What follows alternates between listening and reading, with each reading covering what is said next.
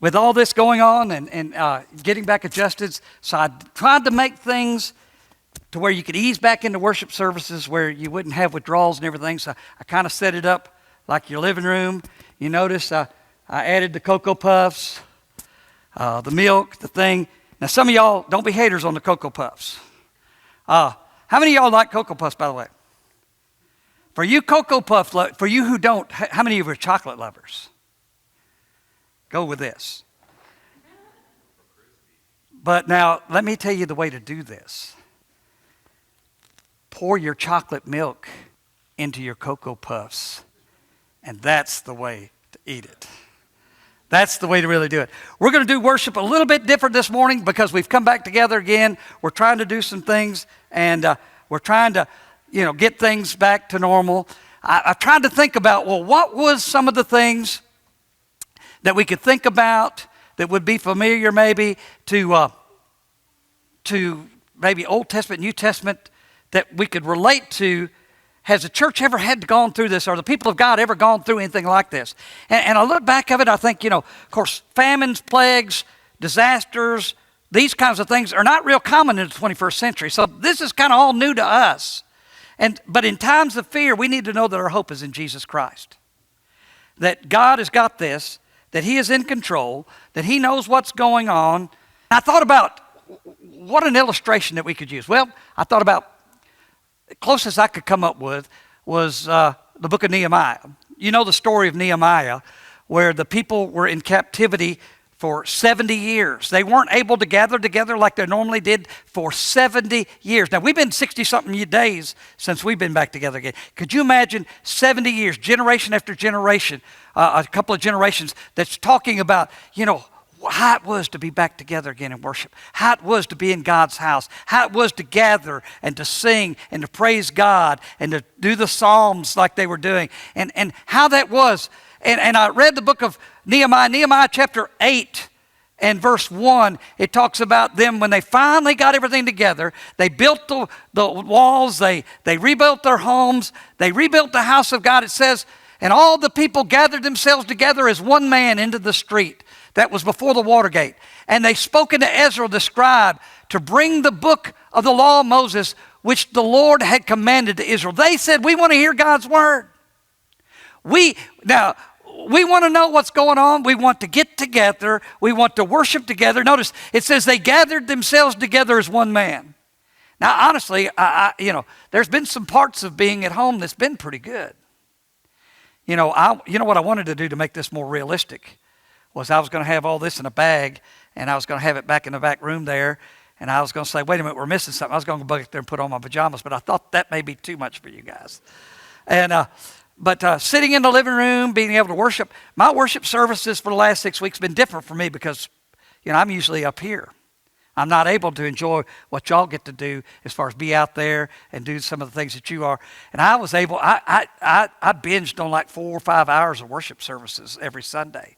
I would watch our service, I'd watch somebody else's service, I'd watch 3 or 4 different congregations and the things that were going on.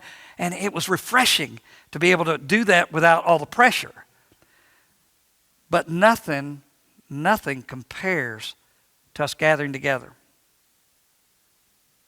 There's just nothing like it. And while I was able to find some very beautiful songs online, and they were some really pretty songs, it's just nothing like when we sing it together. You know what I mean? And how powerful it is when we can be like we are today. And so, Ezra says, bring out the law. We want to hear this. We want to see this. And they came together, and I think there was a point to where and they really had a revival. They had done all this in 52 days. And we've been 62 days since we last worshiped. They had a tremendous revival. It took them 52 days to get there. Just think of the revival that we can have in the 62 days that we've been apart. Now that we can be back together. But even before Nehemiah had gotten the people together, and before they had finished that 52 days of rebuilding and doing the things they were doing, Nehemiah had met with them a little bit earlier, 52 days earlier actually, and he had talked to them. And one of the things I love is in Nehemiah chapter 2, verse 18, he says, then I told them, the hand of my God which is good upon me, also the king's words that he had spoken unto me. And they said, let us rise up and build. Nehemiah got the people together, kind of like what we're doing today. And he said, I want to tell you, before we get into this great revival, I want to tell you of the good hand of my God which was upon me. That's what I want to do for our service today. That's why I said it's going to be a little bit different. Because we're going to have some things we're going to tell you. Even though we've been apart, God has been working. And I'm going to tell you a few things that's gone on. And some of you, when you get done, you may have a lot of stories of things that's happened in your life in these 62 days of wandering in the wilderness that we've done. That maybe you could tell of how God has worked in your life. But I want to go over some of these things. What has happened since we last met together? What has happened? First of all, I want to get our elders to come up here. Yeah, you guys come up here. And two of you on this one of you over here. We're going to try to keep our 6-foot distancing.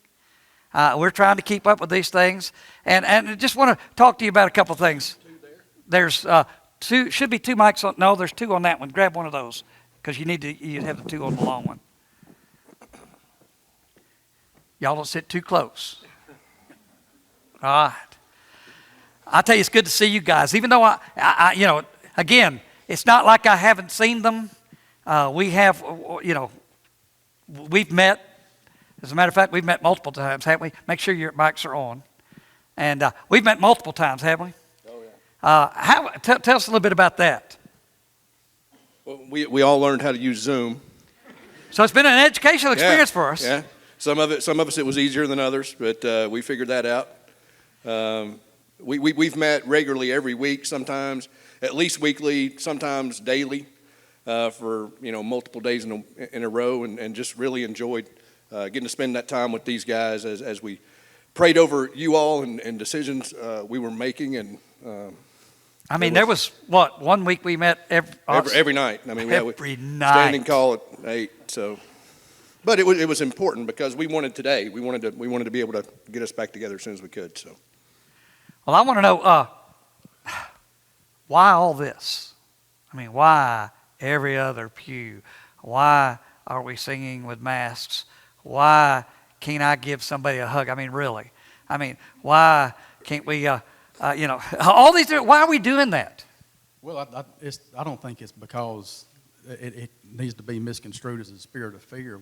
It's never come from a place of fear, but it's been from a spirit of wanting to take care of our neighbor, putting other people's needs before we own. Because, to be honest, if it was totally up to me, we probably never would have quit coming to church. But it's not what I want. It's what's going to benefit those who are most at risk. And that's part of, I think, what we're called to do, is to always look to other people's needs and put them before our own. And also from a spirit of being obedient to our government. We don't want to be considered to be people that's going to buck on authority, because we're commanded to obey authority. And as of right now, we're gonna do what our authority is saying, and that's going to be the social distance. That's going to be to do the recommendations from the CDC, and that's where all this is coming from. And Josh, you mentioned something that's kind of interesting, because I was looking through some of this, and 1 Corinthians chapter 9 and verse 19, it says, though I be free from all men, in other words, I can do what I want to do. Paul said, I'm free to do all these different things. I'm free to not wear a mask or wear a mask. You are too, by the way. You're free. If you don't want to wear a mask, don't wear a mask. But I'm free. Though I'm free from all men, yet have I made myself a servant unto all, that I might gain the more. And then he goes on, to the weak become I weak, that I might gain the weak. I made all things to all men, that by all means we might save some. And this I do, he says, for the gospel's sake, that I might be partakers thereof with you.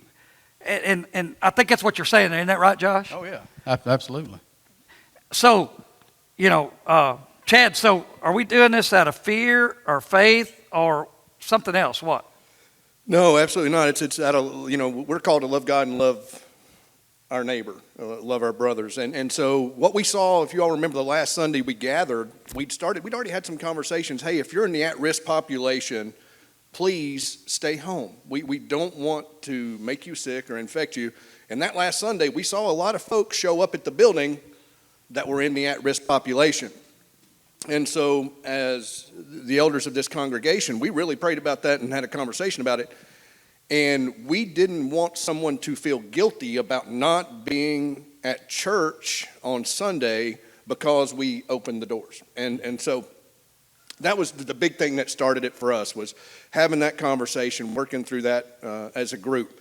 But no, absolutely not. You know, Paul wrote a great letter to a young minister in Timothy that, and Josh referenced that, the Lord didn't give us a spirit of fear, but of love and power and self-control. And so every decision we've tried to make throughout this has been, okay, we know that there are polarizing opinions on both sides of this issue. There are some folks that still do not want to leave home and think everyone should be at home, and we're fine with that they're entitled to that opinion. Just like the folks on the other side, like Josh said, that, there are people who would go about life as normal. So we kind of, through prayer and consideration, we kind of found a middle ground that said, okay, we're going to first not be motivated by fear. And then secondly, we are going to look to the professionals, the authorities, whether it be government officials, the CDC. We spoke to around 30 folks in our congregation that have boots on the ground, that are healthcare workers, that are in law enforcement, people that are part of our body, to get a feel for what it's like here locally as well. So what he said is, this was no haphazard decision. Oh no, there's been hours, to say the least. Hours of prayer and consideration have gone into this all along the way, because we've been trying to get back together as soon as we could from day one. From the day we couldn't meet, our goal was to meet, and so, but again, just to lay out the process we worked through, we weren't motivated by fear. We were going to follow the best scientific and governmental information we had, talk to local authorities and local people who know what that impact is here locally, instead of worrying about what's going on in another part of the world that's having some issues. We wanted to make sure that we understood, for our folks here, when can we realistically invite people back to the building in a safe manner. There's a lot of preparation that was done here before we showed up today, and will be done again before we show up next week. And the one thing I'm really excited as I look out that's different today than it was that last Sunday we met, a lot of folks who are in the vulnerable and at-risk population are at home, and hopefully they're watching us. There's actually 20 families watching us right now. And that's awesome. And we want to remove any guilt from that. You do not need to feel guilty about that, because the last thing we would want, we really had two things. First and foremost, we would have felt awful if we offered a service where a bunch of folks got sick and we lost people because of a choice we made. And secondly, we didn't want to make the news. Just being honest, we did not. That was something we did not want to do. I told him a story about a friend of mine. I have a friend that is in Murray, Kentucky, church there that supports Michelle and Gary, big supporters of Michelle and Gary. That last Sunday we met together was right when this started, you remember.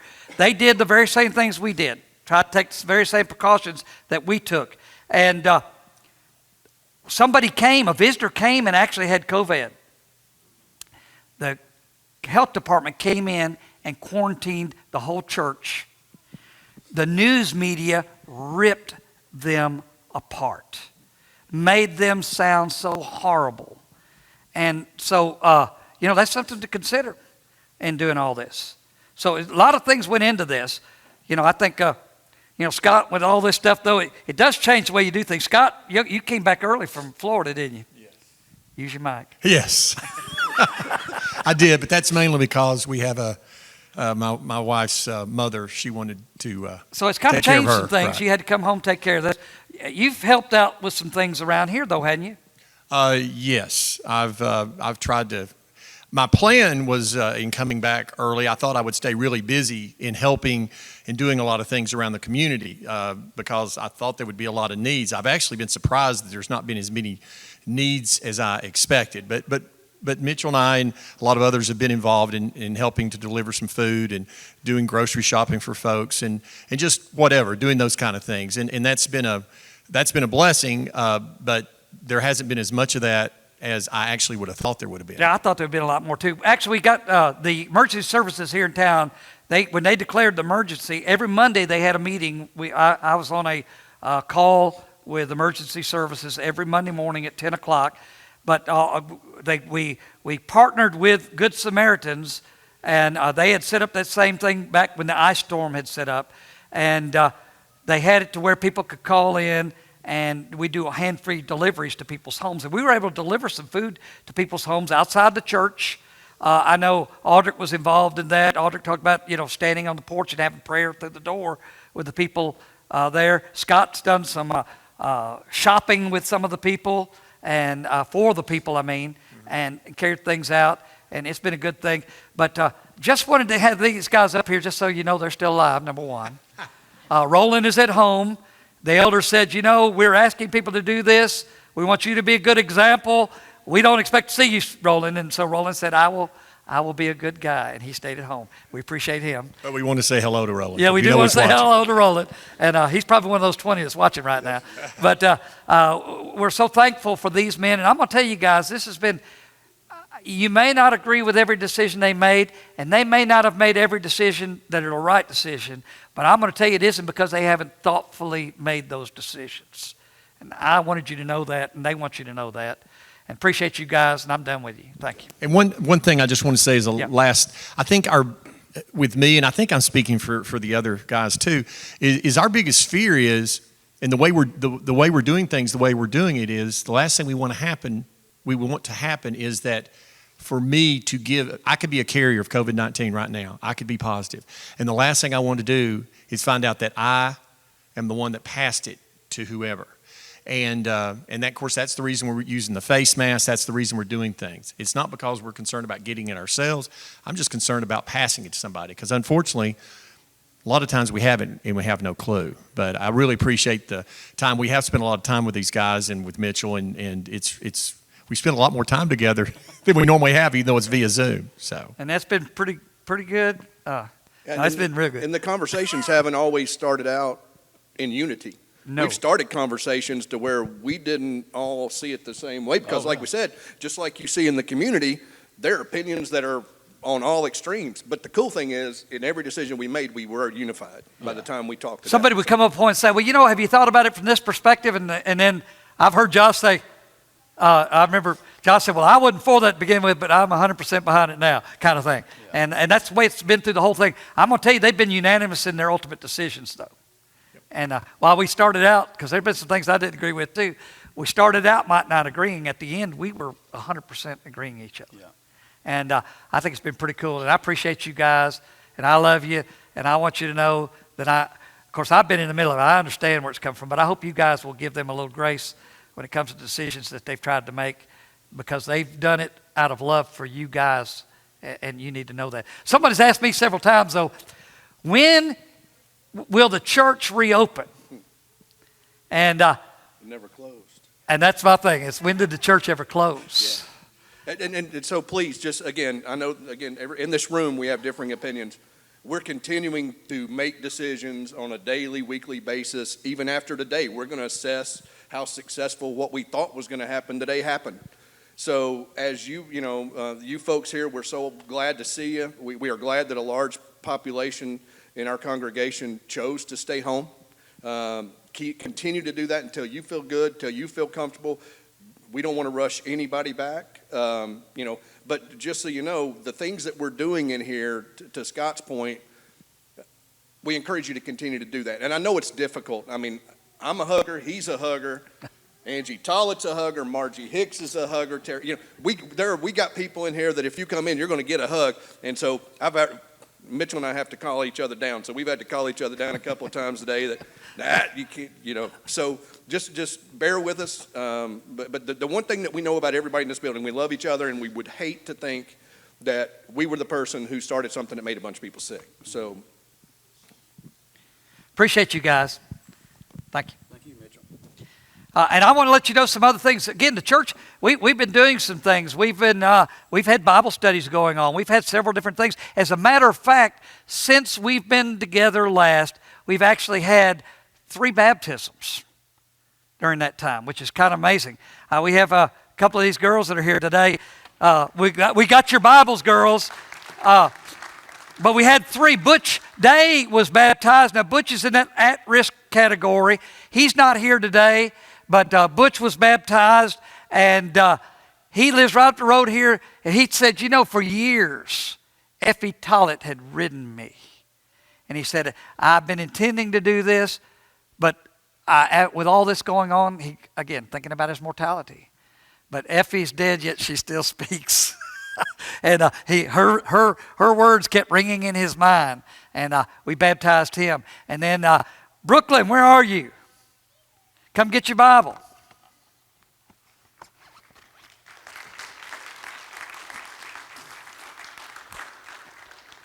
Let's see here.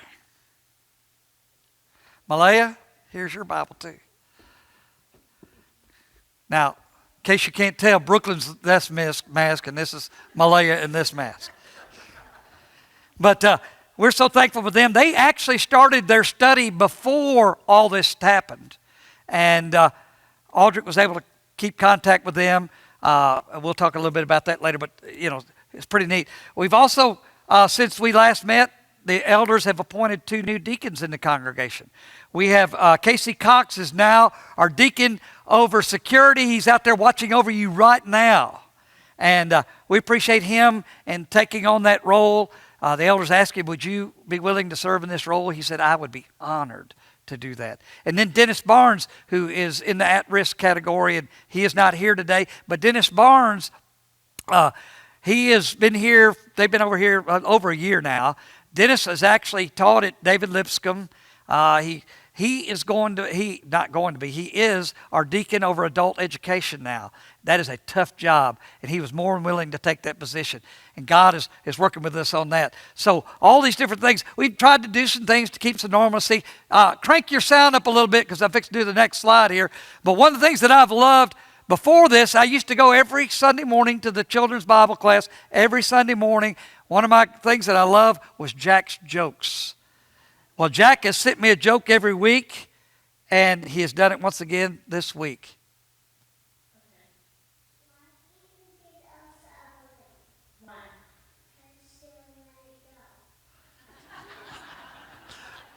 If you didn't hear that, why don't you give Elsa a balloon? Because she'll let it go. So, Jack has done it. What a blessing it's been for him. I bought him a gift for this because he's just been so good about sending one. They've sent one every week. I bought him he's big into Star Wars. I've got him a lightsaber. When he gets back to church, I'm going to give him. But I just love Jack and he's willing to do this. Most of them he would tell him and he would just laugh at himself when he got done. I mean, anybody can laugh at themselves. He's good on mine. But we just been, we've continued with our online worship services. We are fortunate, I'll just be honest with you, this congregation, God has blessed us in so many different ways because we've been doing a live feed for 2 years now. We've had this camera that you see up here. We've had it for 2 years. There are a lot of congregations that have been struggling through all this. We've had our online giving in place for over a year now. Where, by the way, we're not taking up a contribution. We won't pass a plate. There's some boxes at the end there and when you come in and when you go out.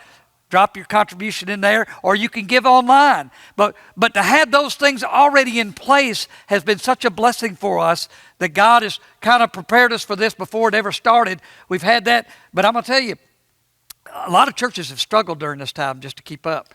And they've had to do this. I sat and watched one online service one Sunday morning. Again, I trolled a lot of online services. Bless their heart.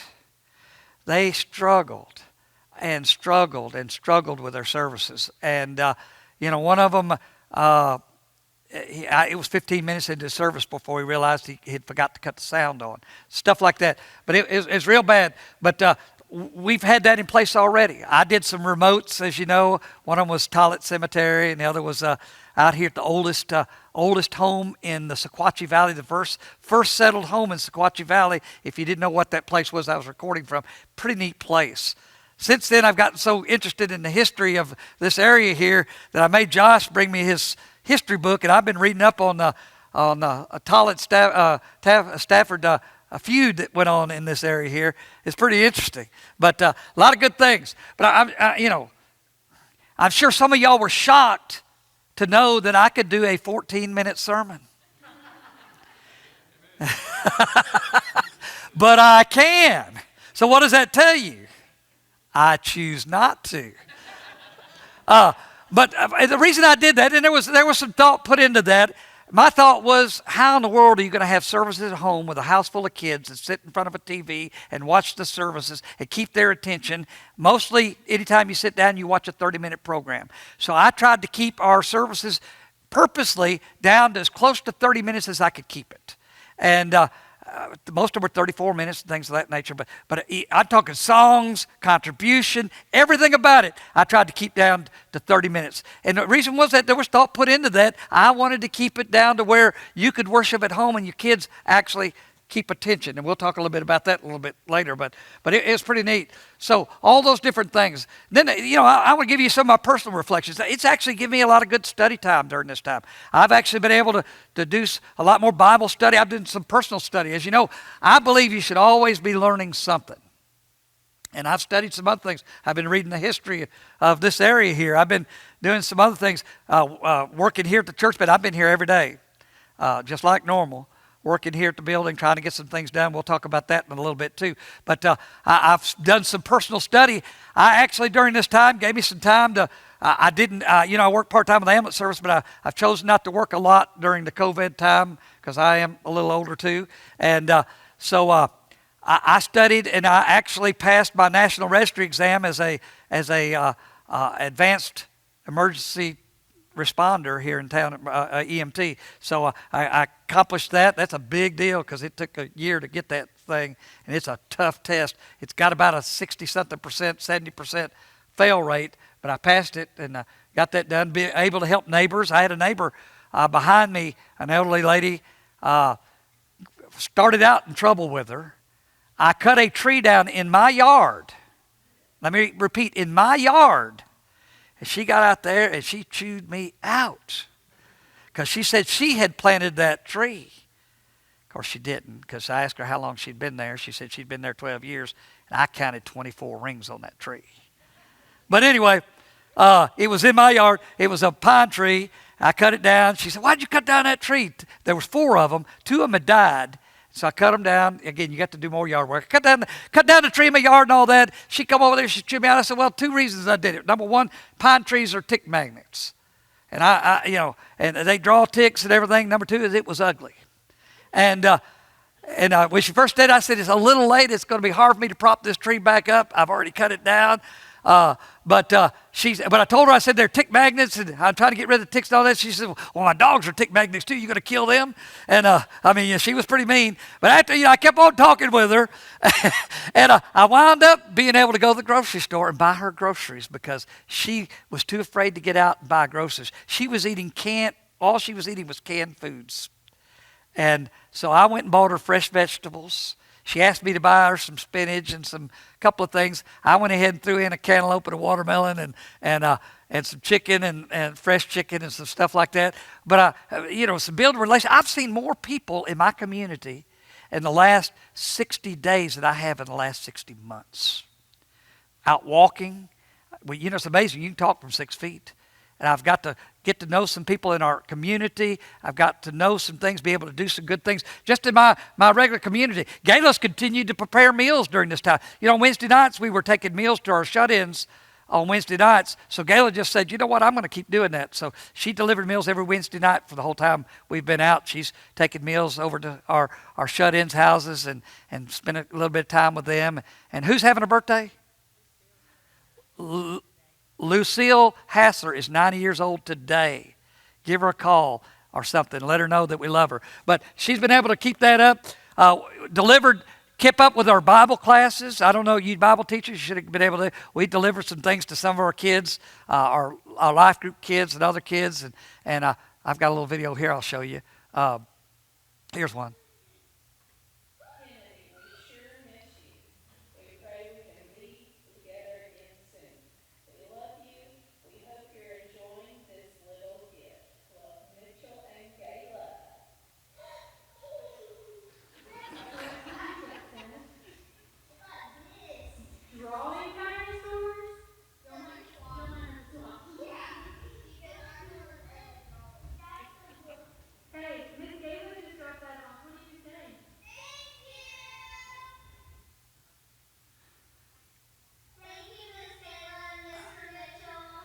We dropped them a gift card off. So, but been able to do some things like that during this time, which we wouldn't normally do, but it just gave an incentive to kind of keep up with people and things like that. Delivered again with Scott and several of us, Aldrich, we delivered food in the community. But one of the neatest things was I was able to travel to Knoxville during this time. I didn't work the ambulance service, and the Gossets were able to bring little Bella home during this time. And so I hadn't been working the ambulance service, so she called me and said, I would really like for you to come and pick her up. So I went on the ambulance and went to Children's Hospital, was able to pick her up because she's on a ventilator, and was able to pick her up and bring her home. It was awesome. That was probably the highlight of my being off, was to be able to be with them. And, it was neat because Candace was in the back of the ambulance with me too, and I asked Candace, how you doing?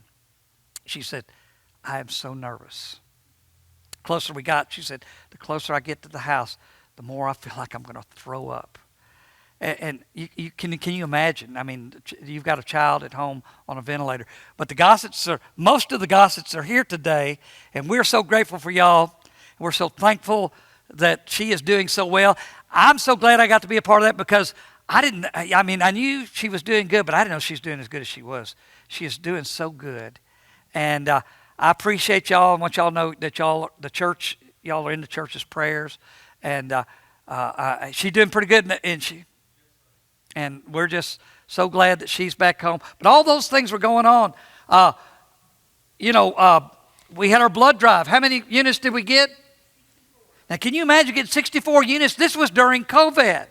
We were actually able to sit up out here and in the gymnasium. We practiced distancing. We actually checked people in outside, checked their temperatures, did all that kind of stuff, got them checked in, took them in, and did a fantastic job. And we're able to get that done during that time. The ladies made masks during this time. Some of our shut-ins, this mask that I'm wearing today was one of their masks. I picked up 2 loads of these and delivered them around to different people. Some of our people, our ladies did that. Our shut-in ladies made quilts for the people that were affected by the tornado in Cookeville.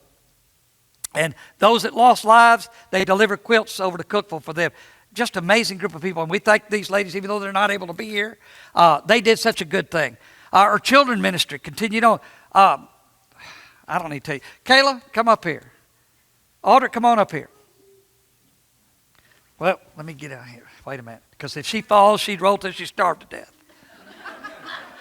Come on. Grab that microphone. As you can tell, Kayla has progressed a lot since you've last seen her. Doesn't she look so cute? Stop moving since. Well, you got to turn it on. Okay, it's on. There you go. Hello. Are they not on? Here, let me see your mic. I think it went in. I'm working.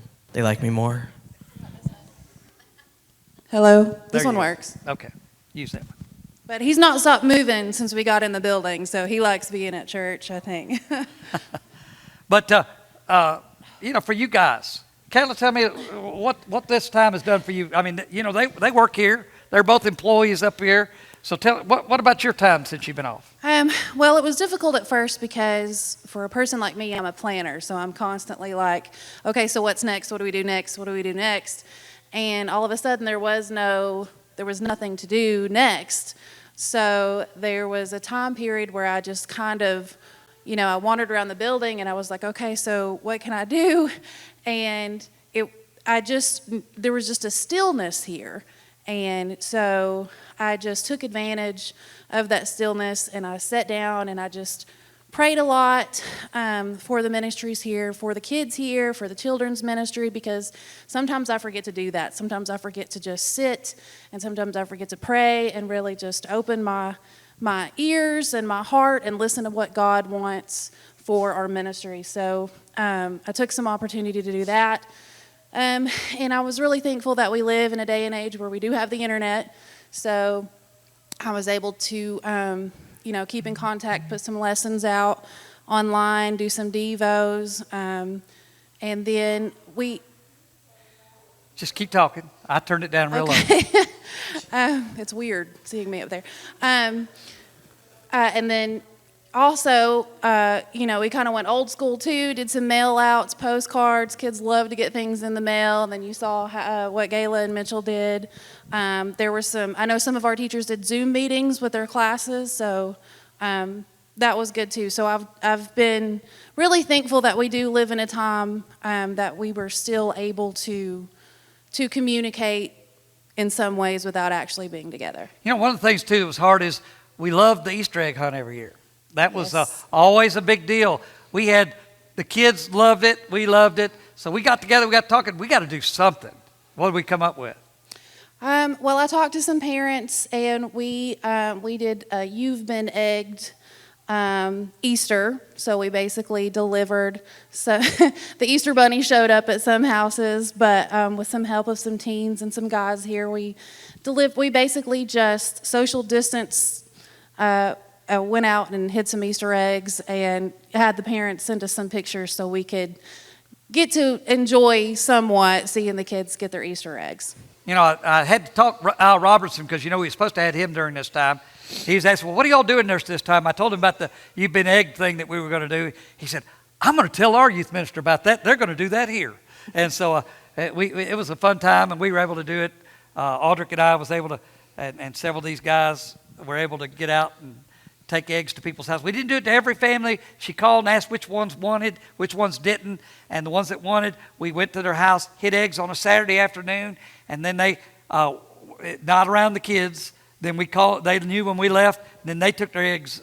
We had gloves, masks on when we went, and we hid the eggs, and then the parents let their kids go out and find the eggs. So it was pretty neat. We were going to do it as a surprise, but I didn't think it was going to be a good idea just to have masked men running around in the yard at night without letting people know what was happening. Yeah, that could have been a problem. Another thing too big that came up was this right here. This is our general store. It's in the Children's Worship Center right now. Basically, this is part of our incentive program. It's something I've been wanting to do for a long time, and this has actually afforded me the time to do it. Our incentive program is going to be called Lionaire's Little Learners, and it's basically just incentive for kids to do Bible memorization, service projects, read scriptures, and they cash in their Bible knowledge for points, and then they can get prizes at the general store. And I'm hoping that the teens are going to help us out, and they're going to earn points towards their trips as well. So they're going to work that store for the kids. And there's some pretty good stuff in there too. Yeah, we got a lot of good what stuff. you do, it's not just learning Bible verses, but you get points for bringing people. There's a whole list. She'll go over that sometime with the kids during that. There'll be a packet when the kids program starts back up. The parents can sign them up for the program, and there'll be a packet with. But all the directions as well. gifts, though, which one do you think was probably the best one? I'll tell you which one it was. Here it is. You know which one.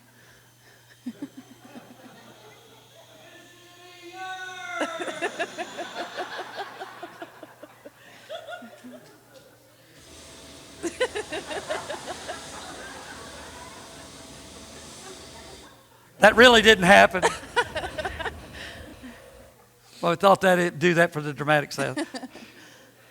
But there's all kinds of neat things. There's neat things that you can earn points for to be able to redeem those points. If you're like a lot of the kids, you get 4 points, you're going to get your piece of candy and leave.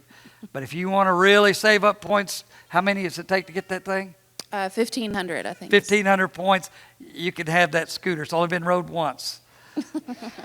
No, he rode it more than once. Hey. But what about, I know we've been doing a lot of upgrading, spring cleaning. So much cleaning, yes. A lot of cleaning. We got some sawed-off chairs in there for the kids that link together. We did some safety maintenance stuff. We got new fire extinguishers. We've got some things on the doors, the perforations on the doors where you can see out, but people can't see in. I was going to get pictures of that, but I had so much on the PowerPoint it kept crashing. I didn't want to change anything. So, if the Kids Street Live has now where people cannot see in. Also in the nursery, people cannot see in. You can see out, but they cannot see in. Just kind of a protective thing. And that was one that was recommended from our security. And that was actually done yesterday. So got that. And then we've been planning, even though we're not sure what's going to happen, VBS has been a big thing we've talked about. We've met several occasions talking about VBS. We're still not sure whether we're going to be able to have VBS. We cannot practice social distancing and do VBS. It's impossible. But we do have plans in place for Vacation Bible School. It's going to be awesome if we can have it. And so we've been doing that. And then Audrey, you've been keeping pretty busy too. I mean, it's not like, they've had enough of me because every week I get them together. We get together every week and I say, okay, now what are we doing this week? And we've had a lot. They've got tired of me. And some of them said, I'm so glad to see somebody rather than you in this church building. But Audrey, tell us some of your stuff's been going on. Well, thankfully, my kids aren't as into getting handwritten things, so I didn't have to send out any letters or anything. But we've been doing things like we've had Zoom meetings twice a week. Where we get together usually on Wednesdays and on, it wasn't so Saturdays. We took yesterday off because my oldest just turned 4 this last Friday, so we took a break for the Saturday because we were a little bit busy. But what else have we done? We actually recently got permission from the elders to meet in smaller groups, so I've been able to meet up with them, get to see some of their faces. We try to do social distancing as best we could. I told them to hold their breaths and stuff. They didn't do a very good job of that, but we've been able to get out and eat and spend some time together. I'm still socialized. Yeah, the elders kind of made it where, the elders didn't allow them to 10, but they do, what was the 4 count? Yeah, I've never had more than 4 at a time, so we've been... They spread out. We keep spread out and just be able to catch up. And man, I tell you, when we finally were able to get together and spend time like in person, like they just talk and talk and talk and talk. And one usually can't get them to do that. One thing I know you did too was the things with Lipscomb and. That's right. Yes, I've been a part of several webinars and things. Pepperdine has put on a couple I've been a part of. I was on with one with Lipscomb as well, talking about the way that this is affecting our kids, and not just kids, but everyone in general. But they definitely did highlight our group. A lot of you already know that this group of kids growing up is known as the loneliest generation. Already because of and of course it's through all our connectivity online, but now that's been magnified because all of a sudden we weren't able to get together in person, and so we talked about things to look out for, things to be careful of, because I know we talked about a lot of the good things that have been going on with being able to be with our family, but we also know there has been some other things, some addictions and things that have been abused, some other things that other families it hasn't been the best thing being together, and so there's things to look out for, to love, and to be aware of with our youth and the population as we get to come back together, and things and signs to look out for. So we really been trying to prepare on every front, because I know it might not be some of the kids I have here, but I can even talk to them and prep them for their friends and things when they get to see them some more. And so we're really trying to figure those things out. My camps have all been canceled, Impact and other things of that nature. I was so glad that we got Winterfest in February, because if you think, it was just like 3 or 4 weeks later that everything was canceled, so we barely got to have Winterfest looking back at it.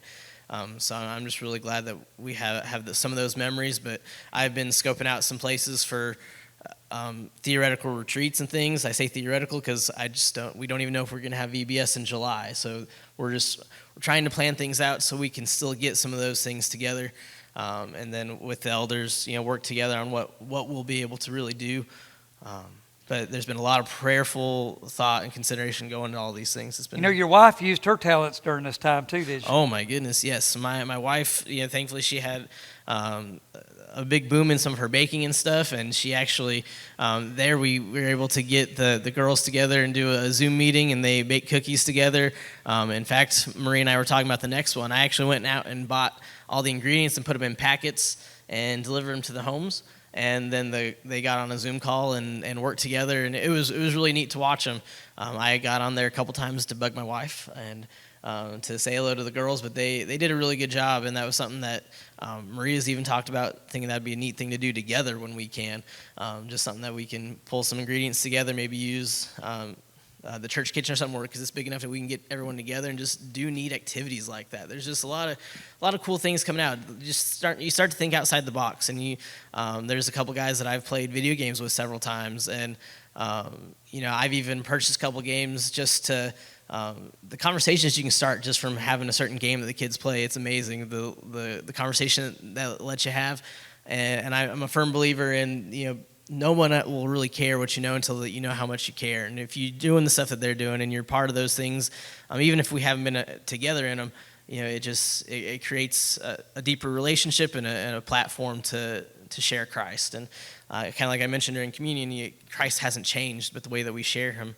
has. And things like video games and things like Zoom and the internet give us different platforms for that. And it's been neat to experience that. And I am thankful that we're in this digital age, because 20 years ago, 10 years ago, we wouldn't have been able to do some of this stuff. So it's been neat to venture into this different world. We're going to talk about some of the things that we're planning on doing, but you know what? After everything's so fluid right now, we're not going to talk about them.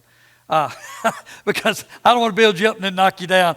But we do have some plans that we've put into place. There's some things that, if things open up, that we're going to be able to try to do with our young people. But I just thought, because the kids know what they've been doing. I tell you what, Kayla said, she made those notes to all the kids. She said, I don't know if that was such a good idea after all. And y'all have been like everybody else. You've been at the home worship and everything. I know, Kayla, y'all did the home worship. Tell me, your boys, how was home worship with them, with the boys? I know one particular one they were pretty interested in. Well, Wes was really upset on Easter. We actually had to pause and laugh for a while and calm him down, because you were wearing a Captain America shirt and he really thought you should give that back. So he was not happy with you during Easter. During that preaching, I was wearing I thought I'd be casual. I wore a Captain America shirt. I had one family call and said, "You've won my kid over. You wore a superhero shirt. You've won my kid over." Kayla just started laughing. She was just roaring in the office. She said, "Let me tell you what my kids did." We had to stop it because we were laughing so hard. He said, how did he say it? He said, what's he wearing? That's a Captain America. He needs to give that back. Yeah. Is that it? Yeah, that was exactly it. He was very upset. So it's kind of like, Captain America called and said, send back his shirt. But anyway, but it's been challenging for everybody. Appreciate these guys and the work they've been doing. I'm going to tell you, they've not been sitting at home doing nothing. It's been a lot of work, a lot of planning, a lot of good things, trying to get things ready for when we get back in. Thank you, guys. We're going to close up here in just a second. So y'all go sit back down. Please don't fall.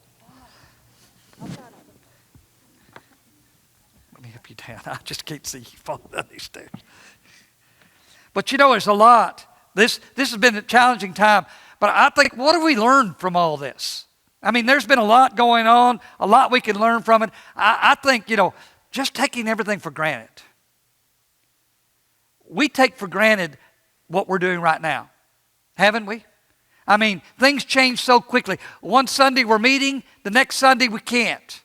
These high school kids, I mean, how many of y'all knew that the last day you were going to tell your friends goodbye was going to be when it was? True?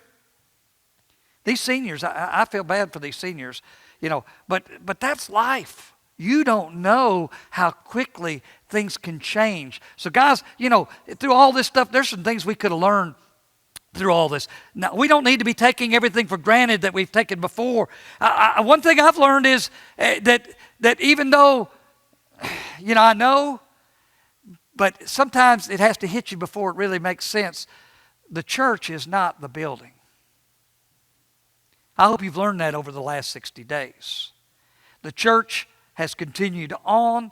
The church has not been shut down. The church has left the building. And that's the difference. That we have an opportunity now to do some things that maybe we've not been able to do before. We need to recognize the opportunities God has put before us, that, that just because, the Bible teaches, I'll give you a couple of verses, we'll call it quits. 2 Timothy chapter 2, verse 9, "And because I preach this good news, I'm suffering and have been chained like a criminal." He was quarantined. Paul talks about quarantine, but the word of God cannot be chained. I love that. But the word of God cannot be chained. Just because the doors have been shut doesn't mean the gospel has been shut down.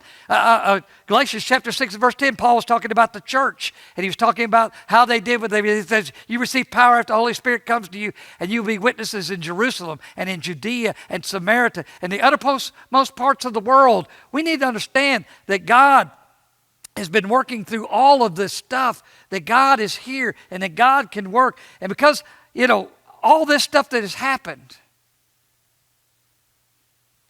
By the way, the church thing, I'm going to do a few lessons on the church after this study, because I've heard people say, well, the church has been shut down, or the church is not meeting, or the church is that, or the church is this. Who is the church? You are. You are the church. The people of the church. And we need to understand that more than maybe we had before. And so we need to start looking at that. We need to, I think another thing we need to learn from all this was that we need to treat sin like the coronavirus. I mean, what if we got as serious about sin as the world has gotten serious about the coronavirus? That we would learn to separate ourselves from sin, that how that would change our lives if we looked at sin like we looked at coronavirus. I mean, it's impacted hundreds of thousands of people all over the world. There is something that is worse than sin, or something worse than the coronavirus, and that is sin. Sin, it says, the wages of sin is death. It brings about death. Now, we talk about a 1%. It has a 100% death rate outside of Jesus. There's a cure.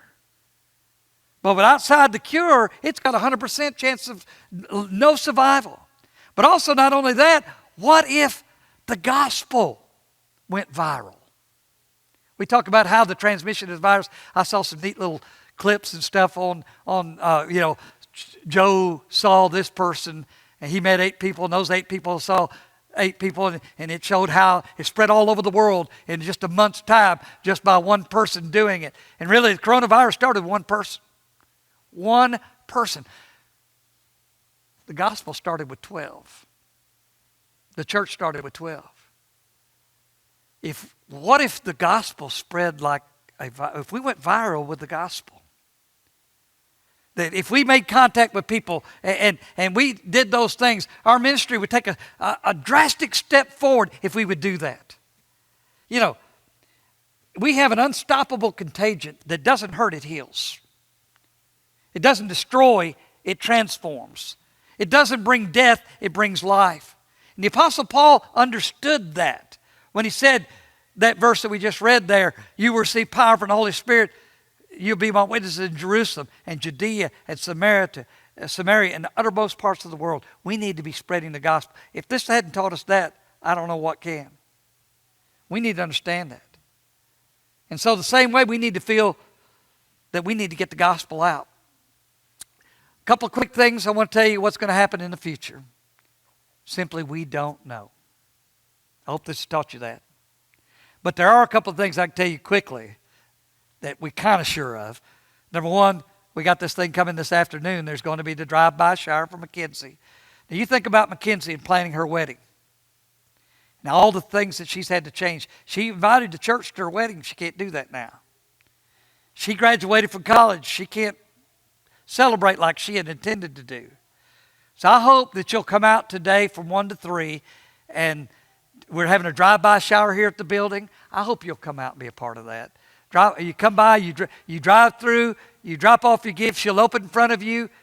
They're going to have some snacks or something, aren't they? Cupcakes. You grab your cupcake, don't drive and eat your cupcake at the same time. But pull over here and eat your cupcake and enjoy the time. But be sure to come today for that and be a part of that. And we're excited for her and all that. Mackenzie, I know this has been kind of odd, hasn't it? She's back there. It's been kind of strange, hasn't it? Look at her ducking. She is kind of shy. But I feel for these young people right now and all the things they're going. Also, another thing you need to understand, Senior Day. We're going to celebrate Senior Day the 31st, the last Sunday of this month. Be sure to make your plans for that. We're going to honor. We only have 2 seniors this year, and so we're going to honor our seniors this year. Austin Gilmore and Pate White are our 2 graduates this year. We're going to honor them that day. We're going to set up tables, bring gifts for them and all that. And then finally, we've moved Al and Lisa to August the 29th and 30th, so be sure to know that. But outside of that, we don't know what's going to happen, and that might change again. We don't know. We don't know. There's a lot of things we just don't know. Life is fluid. We need to ask you to be as patient, be praying, and get involved. And I just made up for 3 of those services that I did 15-minute services for. But hey, listen, guys, we appreciate y'all and love y'all. We want you to know how much we appreciate you and how much you're in our prayers. if you're here today and maybe COVID's made you think about, you know what? Things aren't as I thought they would be. Things can change quicker than I think things can change. There's one thing for certain. We're all going to stand before God one day. I hope maybe it's made you think about your mortality. And if you're not ready, maybe I sure hope you've thought about it. But if we could help you today, if we can encourage you in any way today, we want to do that. So won't you come as we stand together, we offer the invitation.